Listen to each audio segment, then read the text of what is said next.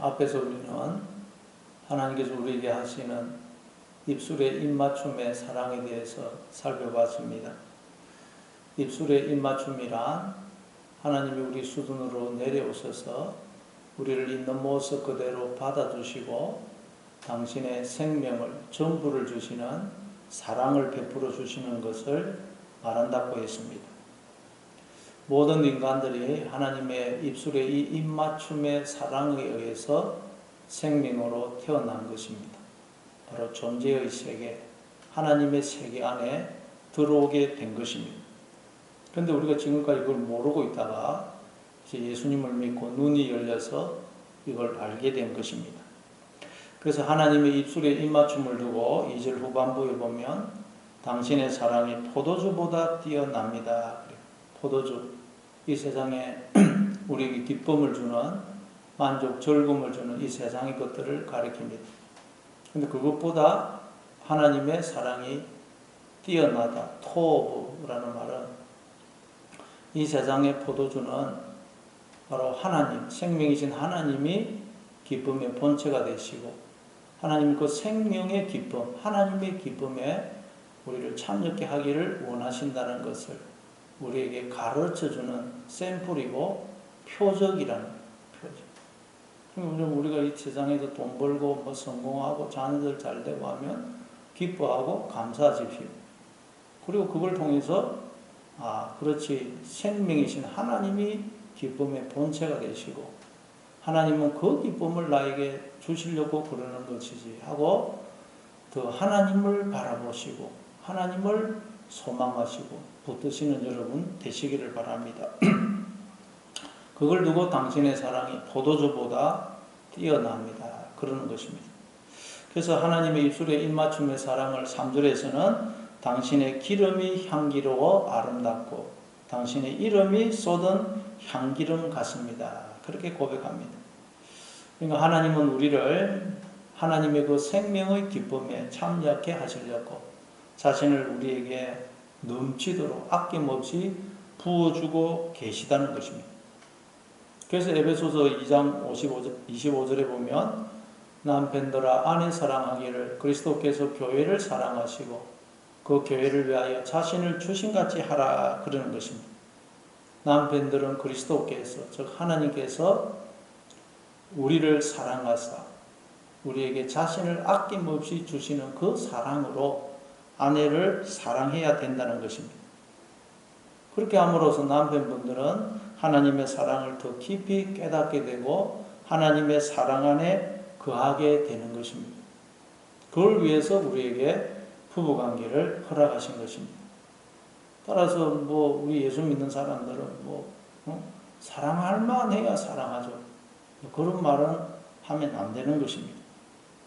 그건 하나님의 사랑을 모르는 사람들이 하는 말입니다. 여러분, 하나님이 우리가 사랑할 만해서 사랑했습니까?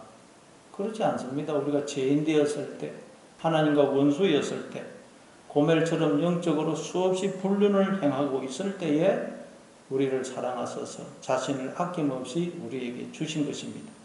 그래서 3절 끝에 보니까 뭐라 그럽니까? 처녀들이 너를 사랑하는구나. 처녀들이 당신을 사랑합니다. 처녀들이 하나님을 사랑합니다. 라는 말이에요. 성경에 나오는 처녀의 의미에 대해서는 이미 말씀을 드렸습니다. 처녀는 스스로는 절대 생명을 잉태할 수 없고 바깥에서 남자의 씨를 공급받아야만 생명을 잉태할 수 있는 자를 말합니다. 그걸 두고 처녀라 그래요. 그러니까 우리 인간은 다 처녀라는 것입니다. 그런데 우리 안에 생명이 주어져 있네요. 모든 인간들 속에 생명이 주어져 있죠. 그러니까 처녀가 생명을 잉태한 거예요. 있을 수 없는 일이 일어난 것입니다. 어떻게 이런 일이 일어날 수 있었다고요? 우리의 남편이신 하나님 우리 안에 씨로 영으로 생기로 생명으로 들어오셔서 하나가 되어 주셨기 때문입니다. 그래서 누가복음 1장에 보면 천사 가브리엘이 처녀 마리아에게 나타나서 은혜를 받은 자여 평안할지어다 그러면서 네가 아들을 잉태하여 생명을 잉태하여 아이를 낳게 될 것이다. 그리고 마리아가, 처녀 마리아가 놀래가지고, 아니, 저는 남자를 알지 못하는데 어떻게 이런 일이 있을 수 있습니까? 성령이 내게 임하시고 지극히 높으신 이의 능력이 너를 덮으심으로 네가 생명을 잉태할 것이다. 그러죠. 따라서 처녀는 누굽니까? 나는 원래 전혀 생명을 만들어낼 수 없는 흙이고 무덤이고 해골인데 하나님이 내 안에 씨로 영으로 생명으로 들어와 주심으로, 즉 입술에 입맞춤으로 입을 맞춰 주심으로 내가 지금 생명을 잉태한 자, 즉 생명으로 존재하고 있는 것이다 하는 것을 아는 자를 말해요. 그 자가 하나님을 사랑한다는 거예요. 그 처녀가. 그러니까 인간들이 왜 하나님을 사랑하지 않느냐? 왜 우리가 하나님의 사랑 안에 거하지를 못하느냐? 왜 우리가 하나님의 사랑을 깨닫고 사랑에 빠진 삶을 살지 못하느냐? 여러분, 사랑에 빠지게 되면 매일매일 그냥 노래가 나오고 그렇게 기쁘고 행복하고 황홀하지 않습니까? 왜 우리가 사랑에 빠진 삶을 살지 못하느냐? 처녀가 아니라서 그렇다는 거죠. 즉 나에게 주어진 이 생명이 하나님의 생명인 것을 모르고 이 생명이 내 것이라고 착각하기 때문입니다. 아무 자격 없는 내가, 죄인인 내가 하나님으로부터 입술에 입맞춤의 사랑, 즉 하나님으로부터 당신의 생명을 전부를 주시는 사랑을 받고 있다는 것을 모르기 때문입니다. 사람도 어렸을 때 그 부모로부터 충분히 사랑을 받은 사람은 사랑을 할 줄 알지만 어렸을 때 사랑을 받지 못한 사람은 잘 사랑을 할 줄 모릅니다. 어떻게 해야 될지 몰라요. 마찬가지로 우리는 하나님으로부터 청량할 수 없는 사랑을 받고 있는데 그 사랑을 깨닫지 못하면 사랑을 안 받는 것과 마찬가지예요. 그래서 사랑 안에 거하지를 못하는 것입니다. 사랑에 빠진 삶을 살지 못하는 것입니다. 누가복음 18장에 보면 두 사람이 성전에 기도하러 올라가죠. 한 사람은 바리새인이고 한 사람은 세리입니다. 바리새인은 따로 서서 큰 소리로 하나님, 나는 다른 사람들 곧 토색 불이 간음을 하는 자들과 같지 않고 이 세리와도 같지 않음을 감사합니다. 나는 일회에 2번씩 금식하고 소득의 11조를 바칩니다. 그러나 세리는 멀리 서서 감히 눈을 들어 하늘을 쳐다보지도 못하고 다만 가슴을 치면서 하나님이여 불쌍히 여기소서, 나는 죄인으로소이다 그러죠. 이 두 사람 중에 누가 처녀입니까? 세리입니다. 세리. 바리새인은 나는 처녀가 아니라는 거예요. 그래서 예수님이 세리가 하나님 앞에서 의롭다함을 받고 내려갔다 그러죠. 이 세리가 하나님의 사랑을 깨닫고 사랑 안에 거하는 자, 사랑에 빠진 삶을 살게 되었다는 말이에요. 누가복음 7장 36절 이하에 보면 예수님이 한 바리새인의 집에 초청을 받아 식사를 하고 있을 때에 그 동네에서 죄인으로 알려진 한 여인이 향유 옥합을 가지고 예수님 뒤로 와서 예수님의 발곁에 서서 울며 눈물로 발을 적시고 자기의 머리털로 닦고 그 발에다가 입을 맞추고 거기다가 향유를 붓죠. 그러니까 바리새인이 그걸 보고는 속으로 이 사람이 만일 선지자였다면 이 여자가 죄인인 줄 알고 이 여자가 이렇게 하는 것을 금했을 것인데 그렇게 속으로 생각합니다. 예수님이 그 생각을 아시고는 빚주는 사람에게 두 사람이 빚을 졌는데 한 사람은 500데나리온을 빚졌고 한 사람은 50데나리온을 빚졌는데 둘 다 갚을 능력이 없었다. 그런데 그 빚준 사람이 둘 다 탕감을 해 주었다. 그러면 그 두 사람 중에 누가 더 주인을 사랑하겠느냐? 예, 많이 탕감함을 받은 자입니다. 맞다. 이 여자는 많은 죄를 사함받았기에 그의 사랑함이 많은 것이다. 사함을 받은 일이 적은 자는 적게 사랑하느니라. 많은 죄를 사함받은 사람, 즉 하나님의 은혜와 사랑을 많이 깨달은 사람이 하나님을 사랑한다는 말입니다. 로마서 5장 20절에도 보면 죄가 더한 곳에 은혜가 더욱 넘쳐나니 그러죠.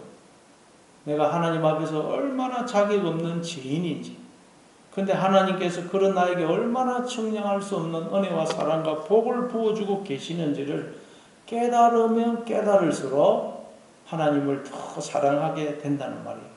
사랑에 빠진 삶을 살게 된다는 것입니다.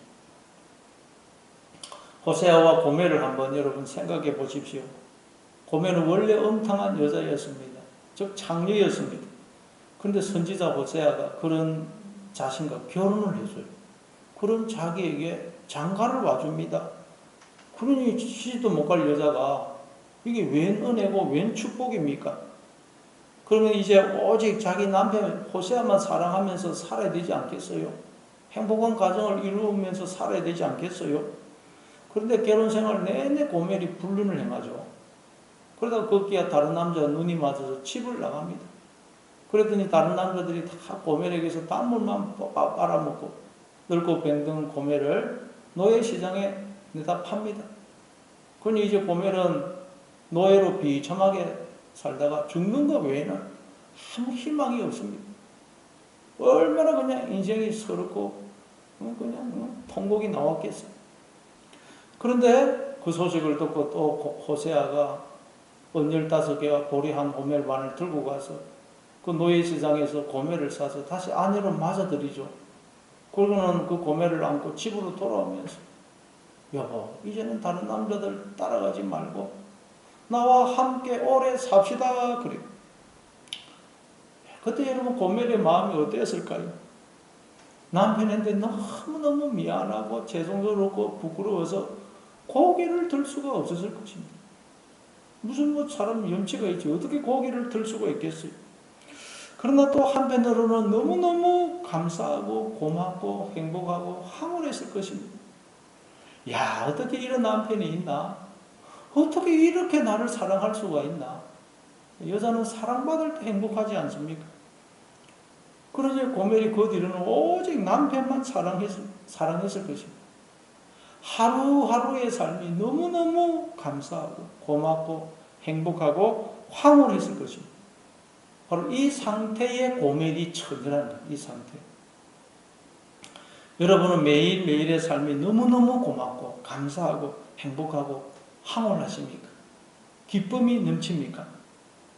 만약 그렇지 않다면 여러분이 처녀가 아니라서 그런 것입니다. 내가 고멜이라는 것을 몰라서 그렇다. 고멜과 같은 엄탕한 나를 하나님이 얼마나 사랑하시는지를 몰라서 사랑에 빠진 삶을 살지 않고 있다는 것. 그러나 우리가 처녀가 되면, 고멜이 되면 우리는 하나님을 사랑하지 않을 수가 없어요. 어떻게 이런 하나님이 있을 수가 있습니까? 어떻게 하나님 같은 분이 있을 수가 있어요? 어떻게 이런 남편이 있을 수가 있어요? 그러니 이 하나님의 사랑을 알면 알수록 우리는 이 사랑에 빠지지 않을 수가 없어요. 하나님과의 사랑에 빠진 삶을 살지 않을 수가 없습니다. 그래서 4절에 보니까 왕이 나를 그의 방으로 이끌어 들이시니 너는 나를 인도하라. 우리가 너를 따라 달려가리라. 우리가 너로 말미암아 기뻐하며 즐거워하니 내 사랑이 포도주보다 더 진함이라. 처녀들이 너를 사랑함이 마땅하니라. 이 구절도 원문과 좀 맞지 않게 번역이 되었습니다. 아가서는 좀 원문 자체가 어려워가지고 좀 번역이 정확하게 안 된 데가 좀 많습니다. 그래서 이 구절도 좀 이렇게 정확하게 번역을 해보면 나를 당신에게로 이끌어 주십시오. 우리가 달려가겠습니다. 왕이 나를 그분의 침실로 데려갑니다. 우리가 당신으로 인해 기뻐하고 즐거워합니다. 우리가 포도주보다 당신의 사랑을 더 생각합니다. 정직한 자들은 당신을 사랑합니다. 한 번 더 읽어드리면 나를 당신에게로 이끌어 주십시오. 우리가 달려가겠습니다. 왕이 나를 그분의 침실로 데려갑니다. 우리가 당신으로 인해 기뻐하고 즐거워합니다. 우리가 포도주보다 당신의 사랑을 더 생각합니다. 정직한 자들은 당신을 사랑합니다.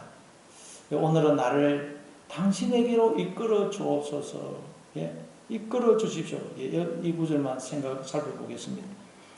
우리가 처녀가 되어야, 고멜이 되어야, 즉 죄인의 자리로 내려가서 하나님이 나에게 베풀어 주시는 그 청량할 수 없는 은혜와 사랑을 깨달아야 우리는 하나님의 사랑 안에 갈 수가 있습니다. 사랑에 빠진 삶을 살 수가 있습니다. 근데 문제는 우리는 다 인간은 처녀가 되기를 싫어합니다. 고멜이 되기를 싫어합니다. 죄인의 자리로 내려가기를 싫어합니다. 우리는 언제나 바리새인처럼 되고 싶어요. 내가 나의 주인이 되고 싶고 하나님 자리에 앉고 싶어 합니다. 자꾸 우리는 하나님을 보니까 떠난다는 것입니다.